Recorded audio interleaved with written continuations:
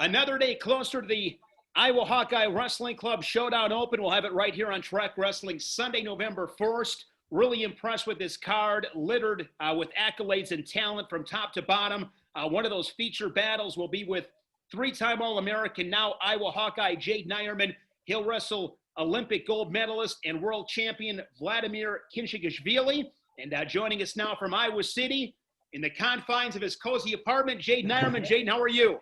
Doing good. I had a good practice this morning, so a little sore. Awesome.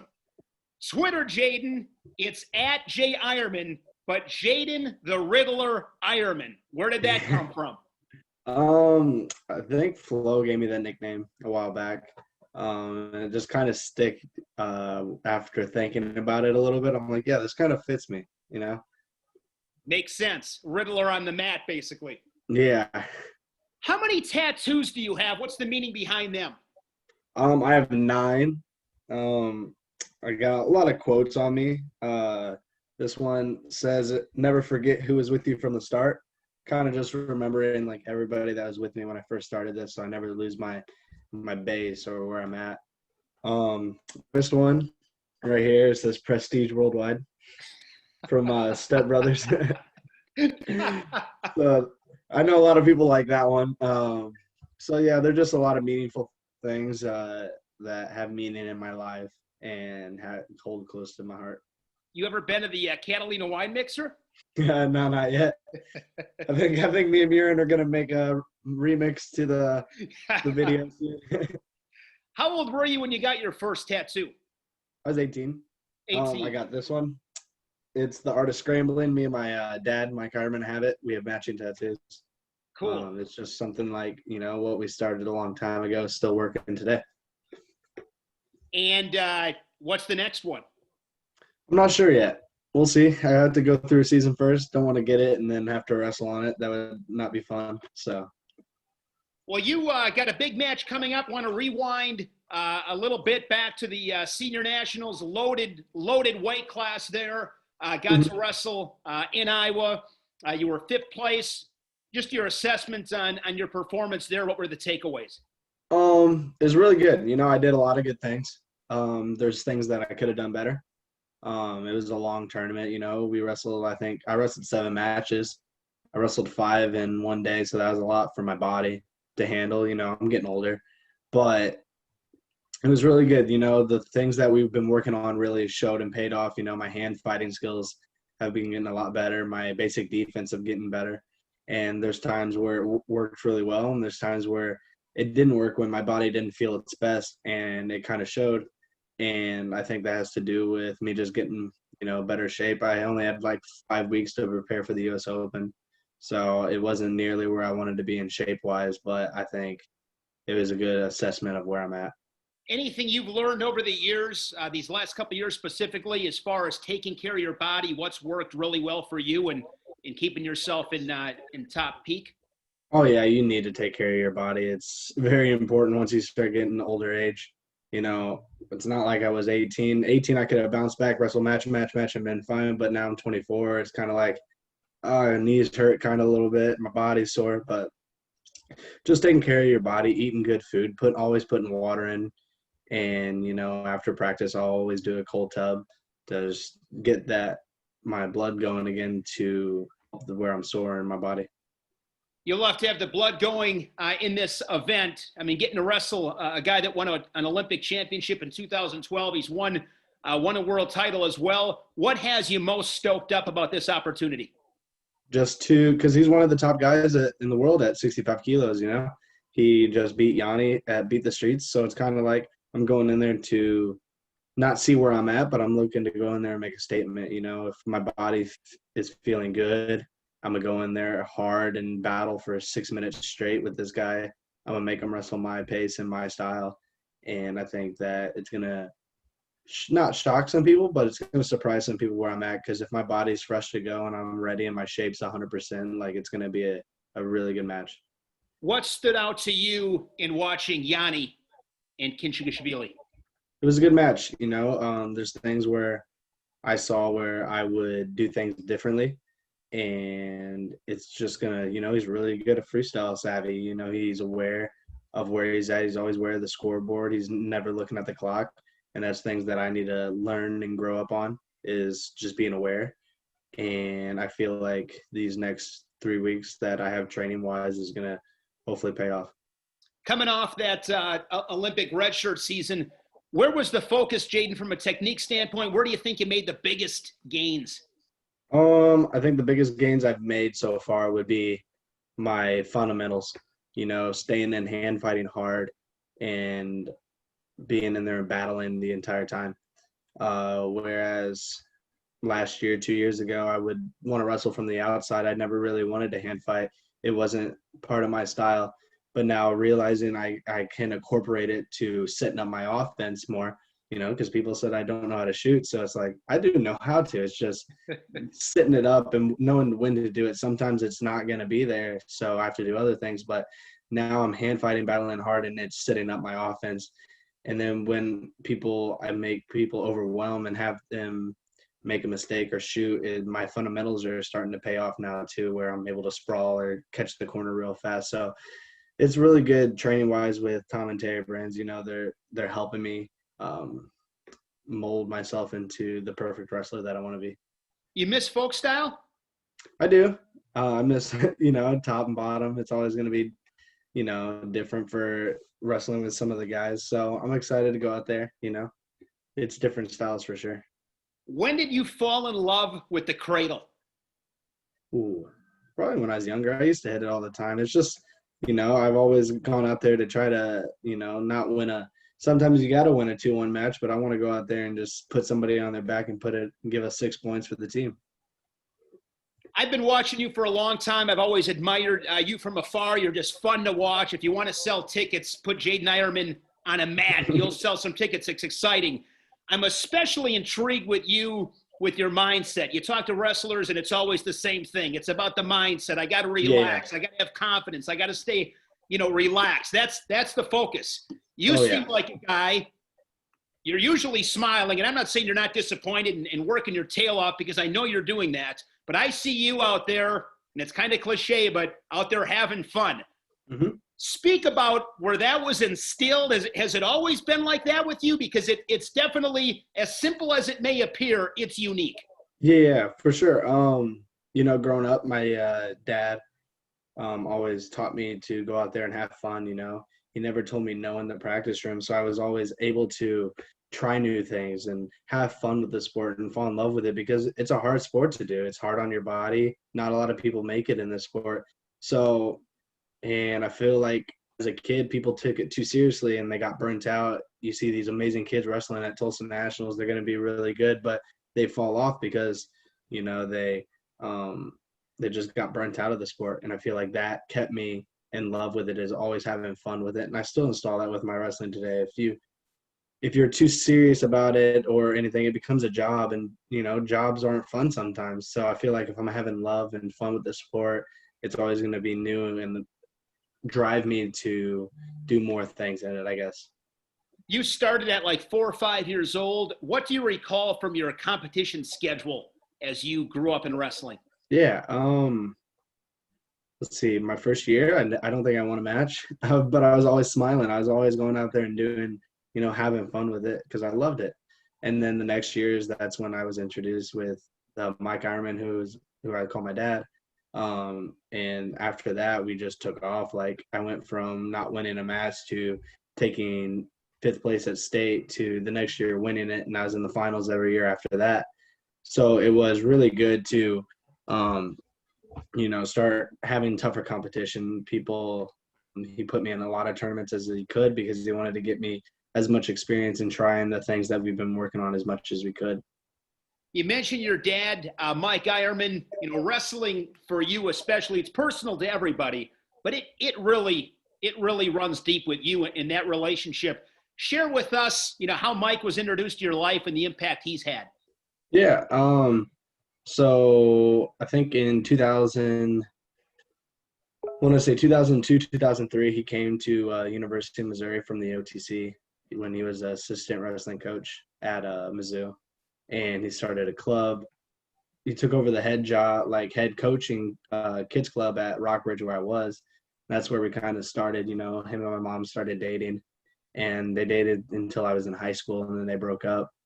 But I was always, you know, thought he was my dad because he's raised me since I was a little kid. So when I was a freshman in college, I changed my name for him because, like, you know, he was that father figure that I never had. So that's where, like, I feel like our bond is really strong because he's not my biological father, but he's somebody that's there like my real dad would be. I try to learn something new every day, and that was something I never knew about you today. Just doing some, little research before this Mhm. interview. So it was Jaydin Clayton. Is that correct? Mhm. Yeah, that's used to be my name. That must have been a pretty special moment when you let Mike know you were, taking his name. Yeah, it was really awesome because, you know, we always thought each other as father and son. And finally to change my name and actually feel like it's real was awesome and unreal because I wanted that for a long time. You've been around some great wrestling minds, some great coaches. What makes Mike great? What separates him? What's something, when you look at all the people that have coached you, what are a couple of things that you'll especially remember him for? His mindset is his wrestling mind is one of the best in the world. You know, his understanding of the sport and how everything works, like his approach to the mental aspect of wrestling is something better than anybody I've ever known. Um, he really worked on growing up of how to have confidence in yourself. You know, he's always told us when we were younger that if you're nervous, it's a 5-point swing. You're giving the other guy a 5-point lead. And that's really in reality how it is because you have to get over those nerves to battle back to win. And I felt like that is something his approach to wrestling was just so unreal was how he approached the mental aspect of the sport. And you can ask Jaden Cox too. We both grew up wrestling since we were like little kids. So we both grew up with that strong mental game of wrestling. Then he incorporated the unique wrestling style that, you know, both of us have. And he always fueled it, was never saying no, but always trying to add more to it. How about Brian Smith? Yeah, he was a really good coach. You know, I was so grateful for the University of Missouri and everything they did for me. You know, they took me in as their home team guy, you know, and they did a lot for me. My first year, I was struggling at 133, and he gave me the opportunity to go up to 141, and I never looked back. And I was grateful for that because I don't know if I would have All-American that year at 33, but being able to go out there and bump up and do something like that I will forever be grateful because I don't know if I would, you know, consider being a 4-time All-American at the end of my career. Now being around that Iowa coaching staff with Tom and Terry Brands, what's the impact they've had you here in the early going? Oh, I love it. They're so intense with the sport and they understand it so well, you know, with both being world and Olympic champions. Um, they understand the little things that I need and they're trying to add on to my style. You know, before my matches, Terry always tells me it's Jaydin Eierman's pace, Jaydin Eierman wrestling style. So they're adding on to what I know and trying to make me a better wrestler to be the best in the world and be an Olympic champion. Not trying to change anything, but always just adding to make me better. I heard an interview once where you said you never thought about just being a national champion. It was always being an Olympic champion. Do you remember like the moment where you thought, hey, I want to be an Olympic champion? Yeah, you know, growing up as a little kid, you know, you hear people saying, "Oh, I want to be a state champ. I want to be a world or a national champ. I want to be high school state champ, be an All-American in college." And realizing that, kind of thinking into it, people are satisfied with that, and they set their goals to that to just be that. And I felt like if I set my goals higher for myself and who I want to be, then those things will fall in line. Like, I want to be an Olympic champ. What do I have to do to be an Olympic champ? I have to work hard every single day. And by me doing that, I became a state champ. You know, I became an All-American. The next thing is to become a national champ. I've been close in the past. It's just little things happened where I wasn't able to push through that last wall. But I feel like being at Iowa here, I'm going to be able to push through that barrier this year. Why was it necessary, Jaydin, to make the move to Iowa? Um, I think I needed it for myself. There's things that, you know, I wrestle. I stayed at Mizzou, you know, not only to stay home for my family, but I was a family atmosphere. And, you know, once my grandfather passed away, I felt like it was, you know, I wanted to get out of there and, you know, see the world. And, you know, after going to Budapest and seeing how I competed against for Worlds, I knew what I needed. And it was, you know, that strong hand fighting, that mental toughness, that conditioning to get me to where I needed to be. And I feel like Iowa was the place for me to be. And I would be able to stay here and train freestyle after my college career is over, and they would be able to keep me in the RTC. So that was a big reason for me, was the RTC. And, you know, it just fits out perfectly to where I have now 2 more years in college where I can compete for the Hawkeyes. You brought me to a question I had coming up, but we'll go to it right now. And I haven't done a whole lot of digging in, but my basic understanding is that that winter athletes will be granted an extra year. You don't get last year back per se. You get this year's almost like a mulligan year, I guess. Yeah. So so you plan on wrestling college for a couple of years? We'll see. We'll see how my body holds up, but, you know, we're going to look at the rules and see how it is. And if that's the case, you know, I'm all for it. Sure. I'd love to end my career as a 2-time national champ. And it's just, you know, I'm not taking anything for granted. I got to go out there and do my job this year, practice hard, don't take anybody for granted, and just go out there and battle hard. So, you know, I'm going to finish the season and hopefully win nationals and qualify for the Olympic trials. And then, you know, take it from there and see what the coaches and I think about next season. This Hawkeye team is pretty stacked. I mean, it's a loaded team. You're going to step in for, you know, Pat Lugo, who is the #1 seed, phenomenal wrestler in his own right. So, I mean, this is a stacked room, a lot of talent. So far, being within this program, you know, what have you enjoyed the most? If I put you on the spot, so the one thing that has just overwhelmingly been awesome. I think the greatest thing about this team is we're all so close to each other. You know, after practice today, we all went and had breakfast together. You know, we're just like a at the Dandelion. Is it the Dandelion? Dandelion. It was. We went to Bluebird today, but okay. Dandelion, Bluebird is all great here, and it's that family atmosphere. You know, because we're so close to each other that we're willing to go out there and battle for each other. It's not just individuals. At some colleges we're going to go out there and, you know, battle for each other and put 10 All-Americans, 10 national champions on that board. Within that program, so many guys are like-minded. You got the same goals. You're motivated by the same things. But, you know, is there anything that you've picked up on from a teammate or two that's just kind of, you know, made an impression on you? I mean, I took something from everybody. It's like when I first got here, they took me in right away. So it was kind of like, wow, like these guys are happy that I'm here. And I think that with everybody having the same goal and same mindset, it just makes everything easier because everybody's willing to put the work in that they know that needs to be done. So they're always going to hold each other accountable for what they need to do. This was going back maybe a World Cup. I think it was 2015 years back. It was in LA at the Forum, and had a chance to talk to Stephen Neal. And I said, Stephen, you probably get asked this a million times. So I just got, you know, one question. Super nice guy. I said, what's one thing of the many things that makes Tom Brady great? And he didn't hesitate. He said, with Tom Brady, he could win the Super Bowl on a Sunday, and on Monday morning was paranoid that he was going to get cut. And it was like, wow. So I would ask you that, I guess, like with Spencer Lee. You've gotten to spend some time around with him a little bit. What is there something about Spencer Lee where it's like, man, okay, this is a reason why he's been so successful? Yeah, Spencer is always he's always looking to become better than what he was yesterday. And that's what I like about him, you know, even if he's not on the mat, he's out running, you know, and he's always working to be the best. He's never satisfied where he's at. And I like that mindset, how, you know, we're going to win today, but I'm afraid like they might not start me next time. And it's just that mindset of going in there and just paying the price every single day and not holding back. Has anything what he does really well. I'm sorry, what was that?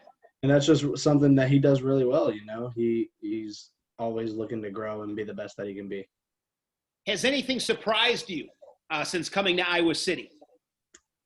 Not really. It's pretty much everything I expected. You know, the intensities that we have in the practice room, the competition level is awesome. You know, everybody is, you know, could be All-American wherever they go. Who do you scrap with the most in the room?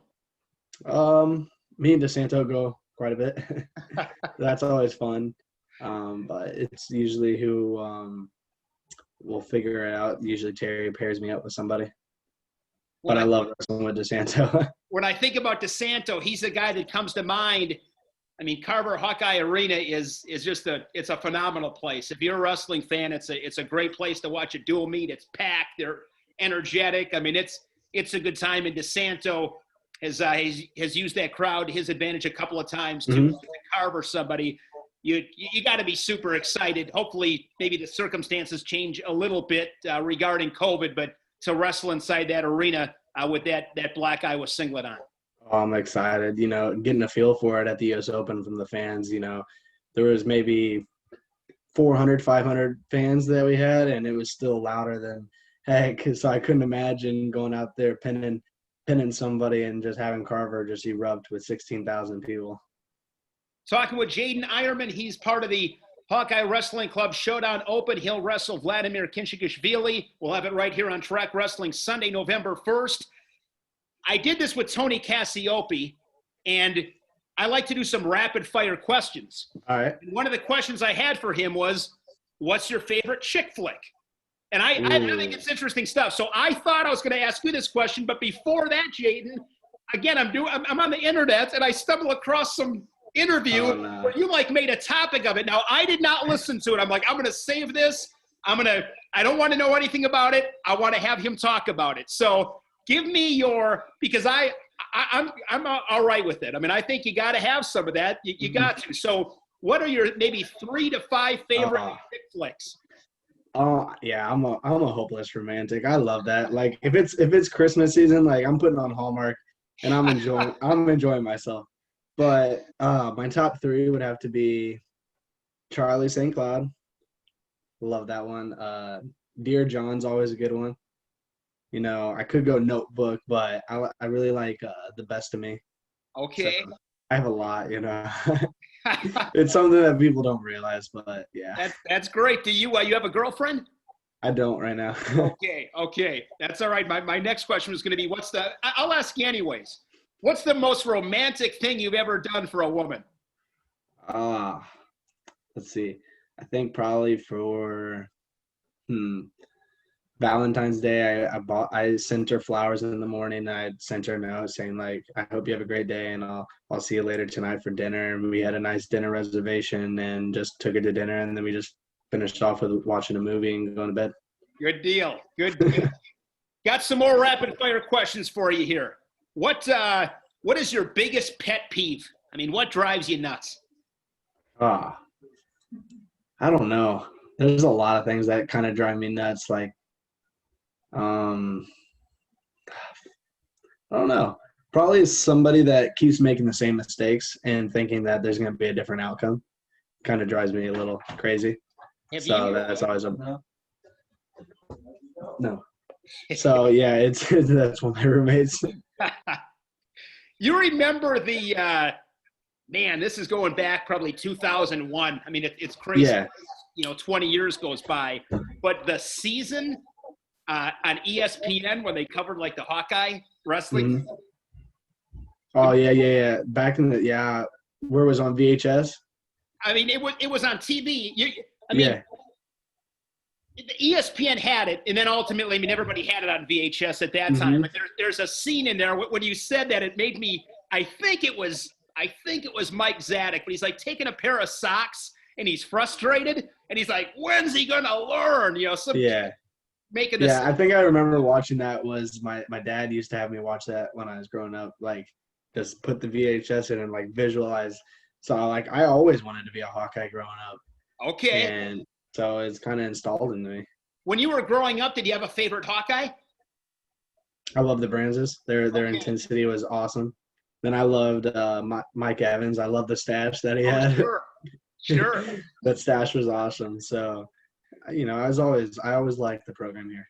you talk about like great documentaries, DVDs, whatever it is. You ever see my favorite one forever will be Competitor Supreme. You ever see that one? I've not seen that. It's I the have to best. go watch it. It's the best. It is. It's awesome because when I was in high school, Tom and Terry were in college. So those teams, 91, 92, I'll argue with anybody. Those are, I think those are awesome teams. But it's those guys in college, and it's money. It is. Oh, yeah. I might have to give it a watch. It is fantastic. All right. You win the lottery. Jaydin. What's the first thing you're buying? Paying off my parents' house. Okay. And then just, probably saving some of it, building my own house. So it's just all paid for. A lot of people, when they get the money, buy these big fancy things and fancy cars, and then they're all out of money. Sure. I feel like I would take some of it and invest in it, just build a nice house for myself to live in, and then, go from there. Good deal. What is your most prized material possession? Probably my Jeep I just bought. Oh, nice. What did you get? I got a 2008 Sahara Wrangler, Jeep Wrangler. That's I had a Jeep Wrangler in like 1996. I almost pulled the trigger on one about 2 months ago. Jeep Wranglers to me, number one. Yeah. Oh, yeah. I used to have a two-door Honda Accord, little car, and, it just wasn't cutting it here in the winters for Iowa. Sure. So I'm like, I kind of need something to help with this. We talked a little bit about the chick flicks, and you talked about being pretty emotional. This next one I'm going to ask you, I've always wanted to ask somebody because I like stuff we can sit and talk wrestling all day, and that's great. But I like I kind of like the human side of stuff. You talked about, Mike Eierman. You talked about some of your tattoos, the Twitter handle, like things that I never know. I think that's just really interesting. So this next question, I wanted to ask it to a lot of people, but I just I've never done it. So you're the first guy I'm going to ask this to. All right. When is the last time you cried? Whew. Probably the other night, watching a, sad movie, and it just kind of hit me. Okay. All right. I'm not afraid, sometimes a song hits me and or I'm watching videos on Twitter or TikTok and I scroll around of a military guy coming home to see his family, and it kind of hits me hard. I'm like, oh God, I'm going to start crying. So you're a guy, if it's in the plans down the road when you're getting married, when you're standing at the front, your soon-to-be wife's coming up, you'll be... I feel like that'll be me. Good stuff. You get to take a cross-country trip from L.A. to New York City. You get to take 3 people. Any 3 people, who are you taking? Ooh. 3 people. I feel like I'm taking my dad and my uncle, Mike and Tony, and then probably Dennis. So I feel like that would be a great group of 3 for us. Okay, good deal. You talking about Dan Dennis? Yeah, him and my dad are. Him and my dad are really close. They were together at Rio, and they bonded really good. So they're always really close with each other. So they're like best friends already. Okay, good deal. Outside of wrestling, Jaydin, what would you say you're the next, most passionate about? Probably, I like video games, or I like golfing. So those are 2 things I'm really passionate about. Video games. What's your go-to? Right now, Call of Duty. Okay. Man, I feel sorry for you guys right now. You didn't get to experience, the heyday of the mid-'90s with Tecmo Super Bowl, RBI Baseball. Those are still – the graphics aren't very good, but I'll put RBI Baseball and Tecmo Super Bowl up against anything, including Madden. I love the old school Nintendo. For sure. Favorite food? I love pasta. Okay. I like making – usually my go-to is good chicken Alfredo. Anything, really. I love making pasta. Last question I got for you, Jaydin. What's something that very few people know about you? I don't know. I'm really an open book. I feel like I don't know. Probably the thing that nobody really knew was, the status of me and my dad's relationship. So I feel like people always thought like he was my real biological father, but in reality, he's not. He's just a guy that decided to take me in as his own child. And, you know, I feel like our story is really special once people really hear about it and get it out there. Absolutely. Great stuff. He's your dad, no doubt about it. And just so you know, Tony Cassioppi's a yo-yo, supposedly. That's what he told me. Yo-yos. Well, Jaydin, this has been a ton of fun. Really appreciate, you know, you talking to us today, and looking forward to watching you on November 1st. You're always fun to, you know, watch scrap. You let it fly, and looking forward to it. Thanks again. Thanks very much. I'm excited.